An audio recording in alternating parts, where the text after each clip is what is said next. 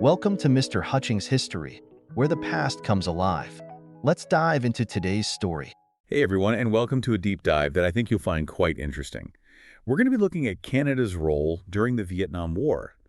And it's a story that I think is often overlooked, but really fascinating. So get ready to uncover some surprising facts about Canada's stance during this turbulent era. What's so intriguing about Canada's role is that they weren't exactly sitting on the sidelines. On paper, they were neutral, but in reality, they were engaging with the conflict in a very multifaceted way. It was a real balancing act, wasn't it? Yeah. On the one hand, you have this official stance of neutrality, but then on the other hand, Canada was providing support to the U.S. behind the scenes, Right. including allowing the sale of military supplies. And then you got Prime Minister Lester Pearson. All right. He's trying to maintain this strong alliance with the U.S., while at the same time advocating for a peaceful resolution to the war. And he even went as far as publicly criticizing American bombing campaigns. Yeah, his speech at Temple University in 1965, it was a really pivotal moment. It demonstrated the tension between Canada's loyalty to the U.S. and its own moral compass. Exactly. And how was this speech received by Canadians at the time? Well, it definitely sparked a debate. Some people praised Pearson for taking a stand and voicing what they saw as a distinctly Canadian perspective on the conflict. Others felt that he was jeopardizing the crucial relationship with the U.S. So there was already this underlying tension between Canada's official neutrality and its actions. But then things get even more complex when the U.S. escalates the war and implements the draft. Absolutely. You have thousands of young Americans facing the very real possibility of being sent to fight in a war they didn't believe in. It's such a powerful example of individual conviction. It really is. And these draft dodgers, as they became known, were largely young, educated men driven by their conscience. And then they were willing to risk everything to stay true to those beliefs. Their futures, their families, their freedom. It makes you wonder, what kind of impact did this mass migration have on the social and political landscape of both countries? It certainly fueled the anti-war sentiment that was growing in the U.S., and it also highlighted the appeal of Canada as a haven for those seeking refuge. And it's interesting how both Prime Ministers Pearson and Trudeau were generally receptive to these individuals coming to Canada. Yeah, it wasn't simply a matter of turning a blind eye to draft evasion. They recognized the potential contributions of these young people and saw them as potential immigrants. They weren't just fleeing a conflict. They were seeking to build new lives. Precisely. But logistically, how did they even get to Canada? I can't imagine it was as easy as just showing up at the border. You're right. It was a complex process, and there was an entire network of people working to help them. Really? Yeah, there were student groups, church organizations, and even individuals who provided support and guidance. They helped with everything from finding housing to navigating legal complexities. It's amazing how people came together to offer support during such a divisive time. Like Mark Satin, for example. He wrote this Manual for Draft-Age Immigrants to Canada. It practically became a guidebook for those seeking refuge. That's a great example, and it speaks to the growing need for information and assistance. So these draft dodgers were coming to Canada in significant numbers. They were bringing with them their experiences, their beliefs, their ideals. What kind of lasting impact did this have on Canadian society? Oh, it was a profound impact. These young Americans didn't simply assimilate into Canadian society, they actively shaped it. How so? Well, many of them were deeply involved in the counterculture movement. They contributed to the arts, the music, the alternative media, like the Georgia Straight newspaper in Vancouver. It was founded by draft dodgers and became a voice for the counterculture. So they weren't just blending in, they were creating and contributing. Exactly. And I imagine their presence had a significant impact on the political landscape as well. You're absolutely right. Many draft dodgers were already politically active, and they brought that energy and those ideals to Canada. They became involved in various social movements and political organizations. So they were contributing to this wave of social and political change that was already underway in Canada. Precisely. This is where it gets really interesting because you have these global events, Vietnam War and the draft, intersecting with the internal dynamics of Canada, and in particular, the ongoing struggles of Indigenous communities. It's a crucial point. Often these historical narratives are presented as separate threads, but in reality, they're deeply intertwined. And it's important to acknowledge that these events didn't happen in a vacuum. Exactly. The arrival of these draft dodgers, predominantly white and American, it inadvertently brought attention to the issues of inequality and injustice that Indigenous communities in Canada had been facing for generations. So it's like their presence highlighted the fact that while Canada was offering refuge to those fleeing a war, There were ongoing struggles for justice and equality happening within its own borders. You could say that their arrival added another layer of complexity to the already intricate relationship between Canada and its Indigenous peoples. It's a reminder that history is never simple. That's for sure. So how did the influx of draft dodgers directly impact Indigenous communities? Well, it wasn't necessarily a direct impact, but it did offer a new perspective.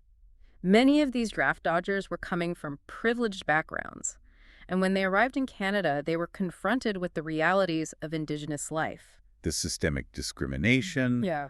the poverty, the ongoing fight for land rights. Exactly. It must have been a real eye-opener for many of them. It was. And for some, it sparked a sense of solidarity. Absolutely. They saw the parallels between the injustices they were fleeing in the U.S. and the injustices happening right here in Canada. And that led many of them to become involved in activism and advocacy work alongside Indigenous communities. So you have this unexpected alliance forming. Yeah, it's a testament to the power of shared experiences and the recognition of common goals. But I'm curious about the Indigenous perspective on the Vietnam War itself. That's a really important question, because for many Indigenous peoples in Canada, the Vietnam War wasn't just a distant conflict. It was viewed through the lens of their own experiences with colonialism and oppression. They saw the parallels between the U.S. intervention in Vietnam and the historical injustices they had faced at the hands of the Canadian government. Exactly. It's like history was repeating itself. And for some Indigenous individuals, it presented a real moral dilemma. They understood the desire for self-determination, but they also saw the U.S. as a colonial power imposing its will on another nation.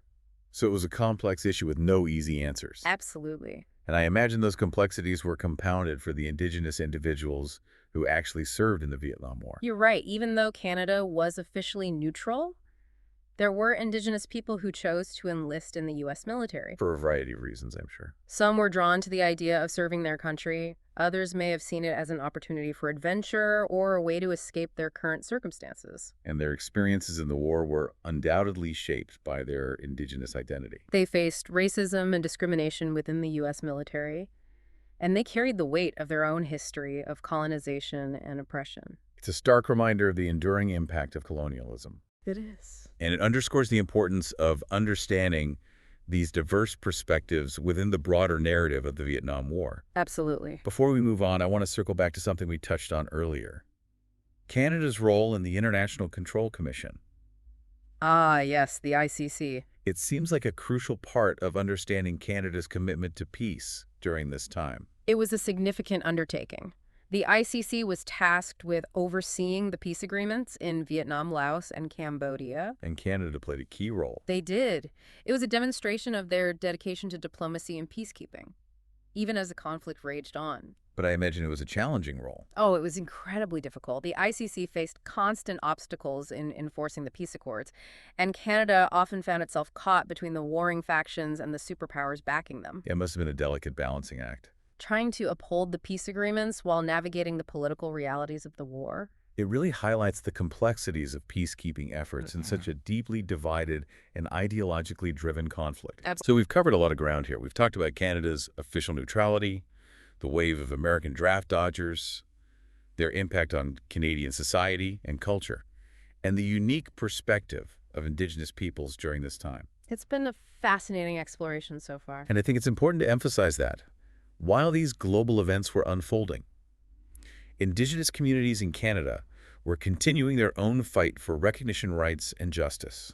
Their stories and perspectives are an essential part of this history. It's about recognizing that history is interconnected and understanding how global events impact local communities, especially those who have been marginalized. And it's about acknowledging the diverse experiences and voices that shape our understanding of the past. Exactly. It's not just about dates and facts. It's about the lived experiences of people. Well said. And it's about connecting the past and the present. Understanding how historical events continue to shape our world today. So we delved into these different aspects of Canada's role during the Vietnam War. We've seen how this period was a time of immense social and political change for Canada. But before we wrap up, I think it's crucial to examine the long-term repercussions of these events and how they continue to influence Canada's political landscape today.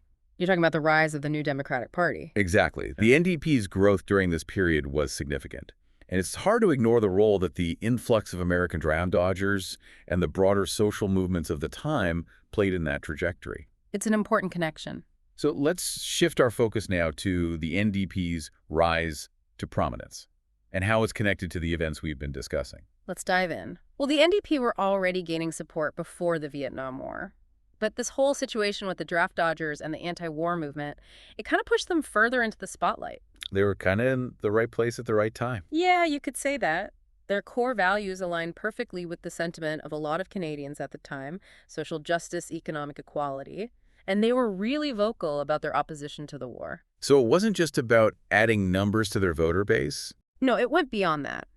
These draft dodgers brought a new energy to the NDP. They were actively involved in grassroots organizing. Exactly. They had experience with activism, and they were passionate about creating change. So they weren't just passive supporters. Not at all. They were really active in shaping the direction of the party. And their influence extended beyond the NDP as well, right? Oh, absolutely. Their presence in Canada had a ripple effect on the entire political landscape. How so? Well, they helped to push other parties to address issues that were important to them. Like poverty and Indigenous rights. Exactly. And that contributed to a broader shift in the political discourse. So even though they were fleeing the U.S., They ended up having a lasting impact on Canadian politics. it's incredible how these individual stories can intersect with larger historical events. And shape the course of a nation. Now, before we move on to the long-term implications of all of this, Sure. I want to touch on something that we haven't really discussed yet, and that's the historiographical interpretations of Canada's role during the Vietnam War. Ah, yes, the different perspectives on how this all went down. Exactly. Because there are a few different schools of thought on this, There are. You've got the liberal internationalist view. which sees Canada's actions as consistent with its peacekeeping traditions. Right. They argue that Canada was trying to uphold its commitment to international diplomacy, And then there's the realist perspective. which suggests that Canada was acting in its own self-interest, maintaining good relations with the U.S., while also benefiting from an influx of skilled immigrants. And then you've got the post-colonial critique, It challenges the notion of Canadian neutrality altogether. pointing to Canada's economic support for the U.S. war effort. They argue that Canada was complicit in the conflict, despite its official stance, And lastly, there's the nationalist school of thought. which emphasizes how the Vietnam War and the arrival of draft dodgers contributed to Canada's growing sense of national identity. So all these different perspectives offer valuable insights. They do. They help us to understand the complexities of Canada's role during this period. And they challenge us to think critically about the motivations and consequences of political actions. It's a reminder that history is rarely black and white. There are always multiple layers to uncover. The NDP's rise during this era really was remarkable. And to grasp it, I think we need to circle back to their core values: social justice, economic equality, a commitment to progressive policies. These values resonated with a growing segment of the Canadian population. Especially during such a tumultuous time. Exactly. The Vietnam War, the influx of politically engaged draft dodgers, the energy of various social movements, all of this created a sort of perfect storm that propelled the NDP forward. It sounds like they were already on an upward trajectory, and then these events kind of accelerated their growth. You could say that. They were in the right place at the right time with the platform that aligned with the shifting societal tides. So how did the draft dodgers specifically contribute to the NDP's rise? Well, for one, many of them were already politically active. They had experience with grassroots organizing, and they brought a fresh perspective to Canadian politics. They weren't afraid to challenge the status quo. Not at all. And their presence also solidified the connection between the anti-war movement and the push for social justice within Canada. It's like they helped to bridge those global and domestic issues. Exactly. Highlighting the interconnectedness of peace, equality, and human rights. And did their impact extend beyond the NDP itself? Oh, absolutely. They influenced the broader political landscape, pushing other parties to address issues like poverty, environmental protection, and Indigenous rights. So it wasn't just about one party's success. It was about a wider shift in values and priorities within Canadian society. Precisely. Now, fast forward to today. How do you think this period has shaped Canada's political landscape? Well, the NDP's influence is still evident in policies related to healthcare, education, and social welfare. They've had a lasting impact. Their advocacy for marginalized communities and their unwavering commitment to social justice have left an undeniable mark on Canadian politics. It's incredible to think how the individual stories of these draft dodgers fleeing a war helped to shape the political trajectory of an entire nation. It's a testament to the power of individual action and the unpredictable nature of history. It's a reminder that even amidst seemingly insurmountable challenges, individuals can make a difference. Their actions, no matter how small they may seem, can ripple outward and create lasting change. Well said. I think we've uncovered a story here that's far more nuanced and influential than many realize. We've explored Canada's balancing act of neutrality, the wave of American draft dodgers, their impact on Canadian culture and society, and the rise of the new Democratic Party. It's been a deep dive into a pivotal period in Canadian history. A story of refuge resistance and the evolution of a national identity. We've seen how individual actions can ripple through time, influencing social change and shaping the political landscape. And how seemingly distant conflicts can have profound and unexpected consequences. It's a reminder that history is interconnected and that the choices we make today can have far-reaching implications. And it leaves us with a lot to consider, especially as we witness similar struggles for justice and equality unfolding in our own time. Thank you for joining us on this deep dive into Canada's role during the Vietnam War. It's a story that continues to resonate today. And we encourage you to keep exploring, keep questioning, and keep the conversation going. Until next time. Thanks for listening to Mr. Hutchings History. Keep exploring, and we'll see you next time.